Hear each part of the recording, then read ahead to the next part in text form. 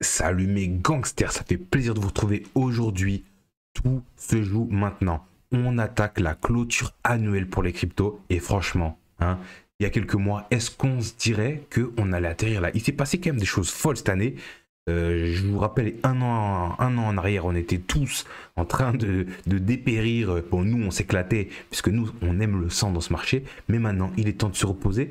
Et un peu, je pense qu'il va falloir prendre du recul. Parce que là, ça fait un moment donné qu'on est bullish, qu'on est bullish, qu'on est bullish. Je le suis toujours d'ailleurs. Je suis toujours bullish, ça, vous connaissez ma position. Mais je pense qu'il va falloir peut-être se calmer 2 secondes, prendre 2 pas de recul et regarder ce qui se passe. Donc on a eu quand même des trucs incroyables. Un render qui nous a fait x10, casse, x20, bon, x50, ING x27, Sol qui est revenu d'entre les morts, FTX qui commence à y avoir des rumeurs comme quoi il va y avoir un remboursement, les ETF Bitcoin qui commencent à pointer le bout de leur nez, les ETF, ETH, etc., etc. Ce qui fait qu'il y a beaucoup de monde qui est venu dans les cryptos. D'ailleurs, bienvenue à tous les nouveaux et à tous les anciens qui avaient abandonné le navire, mais vous êtes quand même les bienvenus. Et les anciens qui êtes restés au bout, franchement, je vous félicite. Mais maintenant, qu'est-ce qu'on fait? Qu'est-ce qu'on fait? Parce que voilà, je vois beaucoup de nouvelles cryptos qui viennent et je pense qu'il va y avoir beaucoup de mauvaises choses à faire, beaucoup de bonnes choses à faire. Donc on va revenir un peu sur les actus, ce qui se passe. On va essayer de parler de tout ça. J'ai 2-3 news à vous communiquer. On va poser des questions sur Ori, sur Stratos. Donc on va voir tout ça aujourd'hui. On ne perd pas plus de temps. On est parti.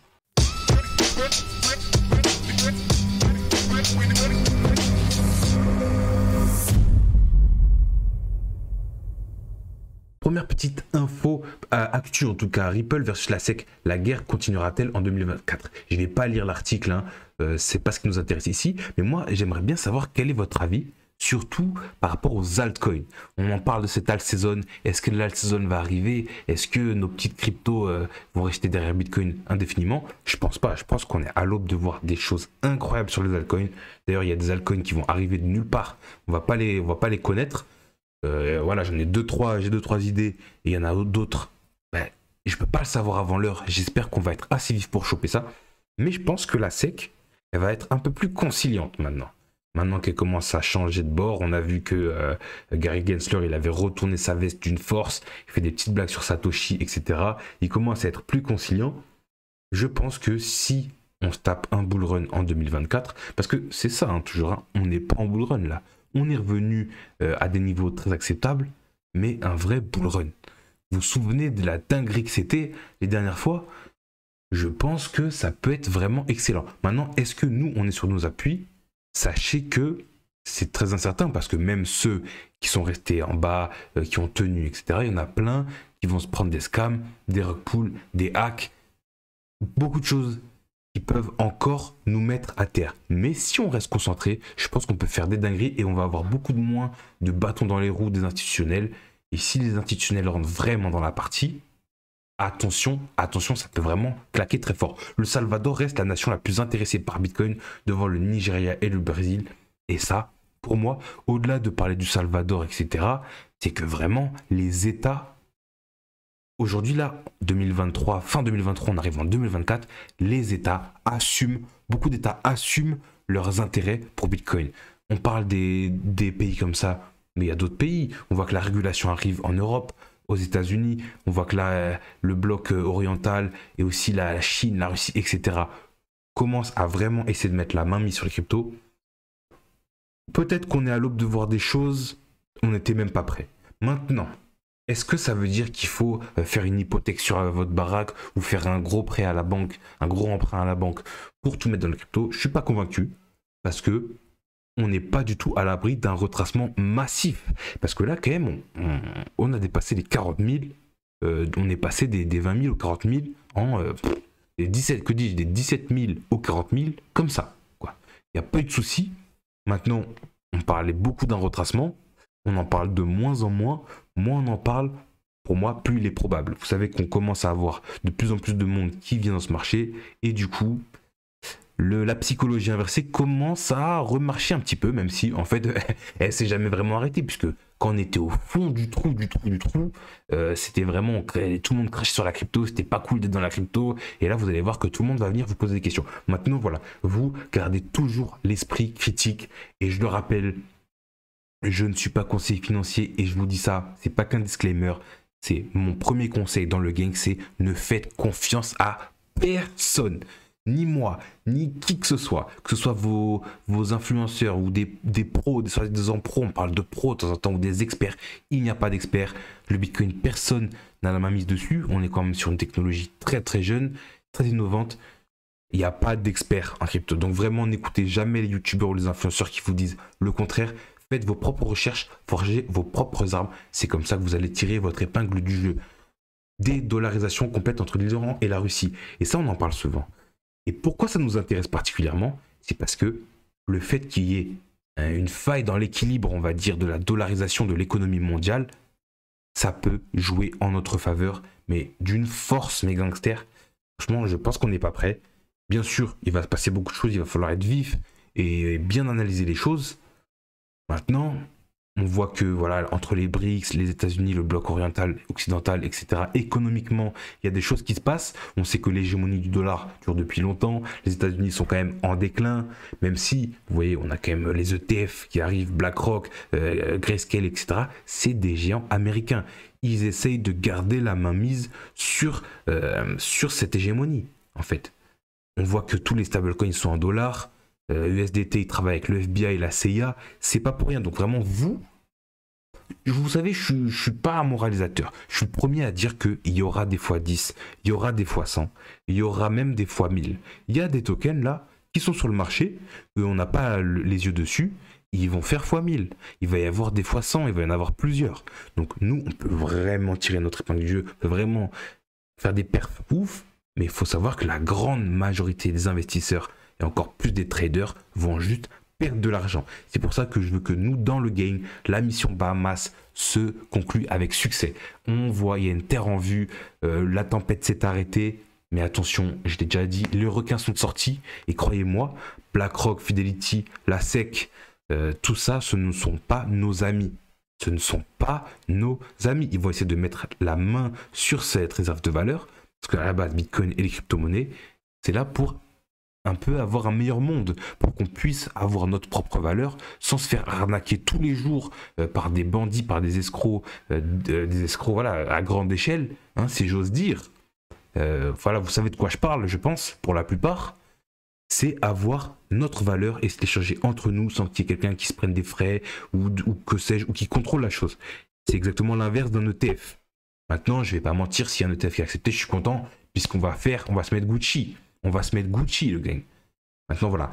Je vous invite tous, vous n'êtes pas obligés de le faire, mes gangsters, mais je vous invite tous à garder ça dans un coin de votre tête et à ne pas lâcher l'affaire. Tous jouent maintenant pour nous et pour nos familles.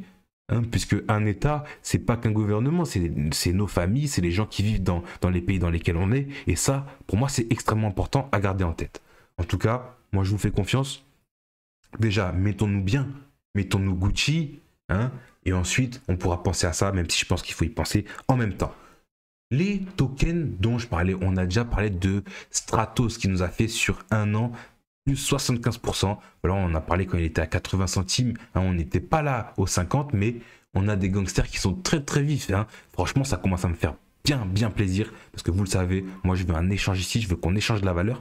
Et bien, le gangster qui m'a proposé Stratos, t'as géré parce que tu m'as donné une de mes petites pépites préférées. Franchement, j'espère qu'on va ranger dans ces eaux-là, peut-être descendre. Hein. Mais en tout cas, je DCA parce que Stratos, vous le savez, on est dans la narrative du stockage de data décentralisé qui, pour moi, c'est des fusées.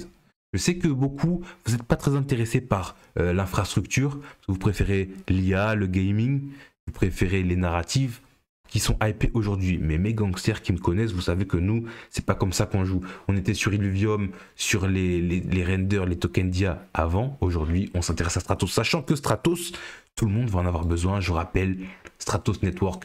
Stratos est content d'annoncer sa collaboration avec TensorRage to provide unparalleled storage capability. Donc, sur Taobin Tensor, il va être utilisé. Stratos va être utilisé et on sait que les modèles d'IA d'intelligence artificielle aujourd'hui ont de plus en plus besoin de data.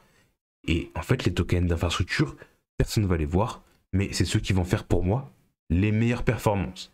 Donc il n'y a pas de hype, mais en fait, toutes les hypes, par exemple Tao, qui va avoir une hype, va devoir utiliser Stratos Tensor Rage hein, va devoir utiliser Stratos et Tao va en profiter. Et surtout Stratos qui est à moins de 20 millions de capitalisation boursière.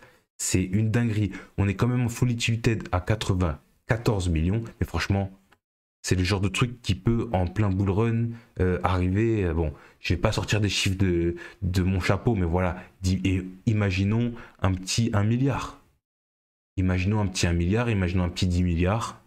Que sais-je? Je ne veux pas m'avancer, mais 10 milliards, ce genre de solution. Si le projet est sérieux et qu'ils arrivent à tenir leur engagement, 10 milliards, c'est largement possible. On a aussi des annonces, des nouvelles passionnantes. Stratos s'est officiellement intégré au réseau de fournisseurs de solutions de Polygon Labs.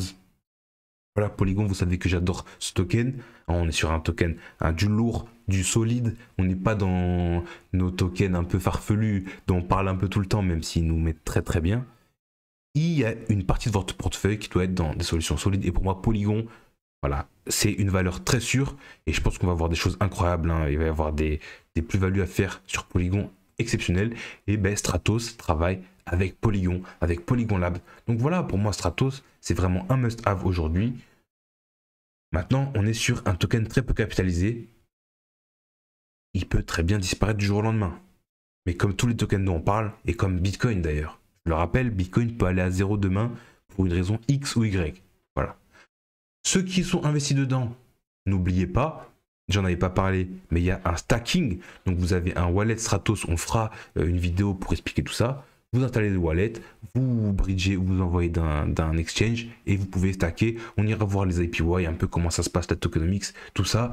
Mais voilà, si on peut avoir un peu du stacking de l'inflation qu'il va y avoir dessus, en tout cas, parce qu'on est au début encore, hein, eh bien, ça ferait très plaisir. Ça ferait très très plaisir. Donc on verra tout ça, on fera des vidéos. Et d'ailleurs, on m'a posé la question en commentaire par rapport à Aurori, comment on faisait pour installer un wallet, parce que je sais qu'il y a des débutants qui arrivent. Hein. Donc on fera des dossiers. Là, je suis sur le point d'acheter l'ordi, on va se faire des lives.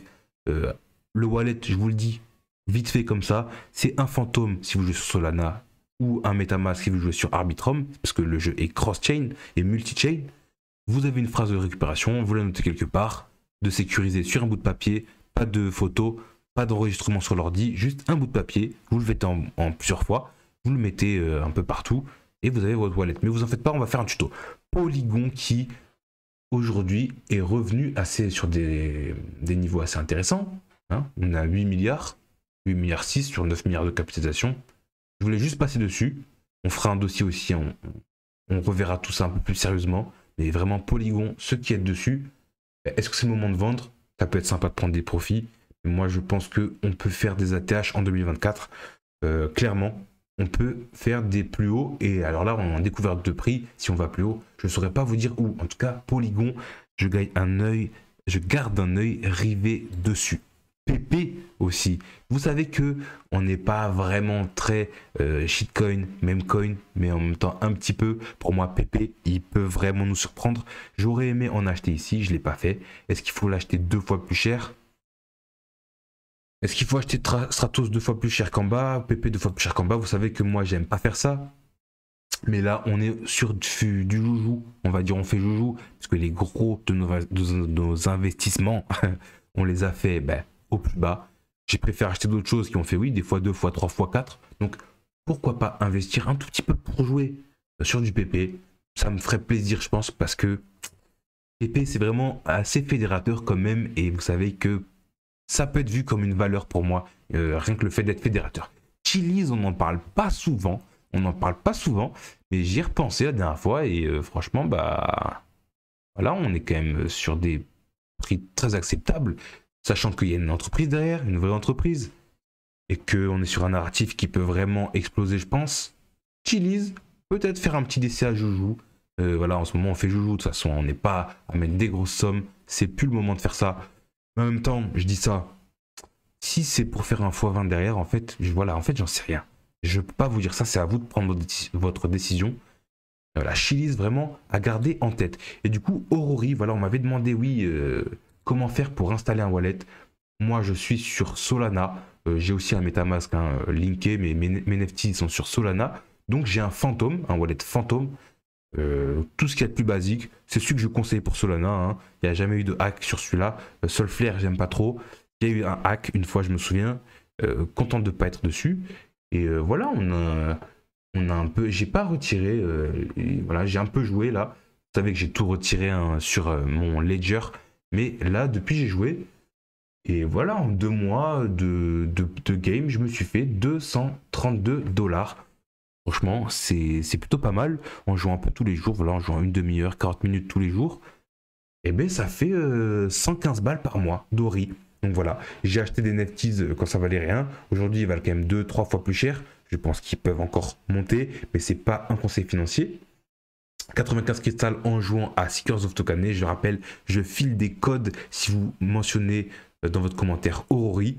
Et voilà, on fera un tuto dessus. Ne t'en fais pas, mon gangster qui m'a demandé ça. Mais je pense que voilà, tu cherches un tuto sur internet, comment installer un wallet Phantom sur Solana ou MetaMask sur Arbitrum, tu vas trouver. En attendant qu'on fasse notre petit tuto. En attendant, moi ça me fait plaisir d'être dans ces moments avec vous. Je pense que on peut voir des trucs sympas. Je suis vraiment excité de voir les nouvelles narratives qui vont arriver, etc. Ce qui va se passer. Je sais pas ce que vous en pensez. Dites-moi ça en commentaire. En tout cas, nous, on se dit à la prochaine. Hein. Prenez soin de vous et des vôtres. Et à plus. Ciao.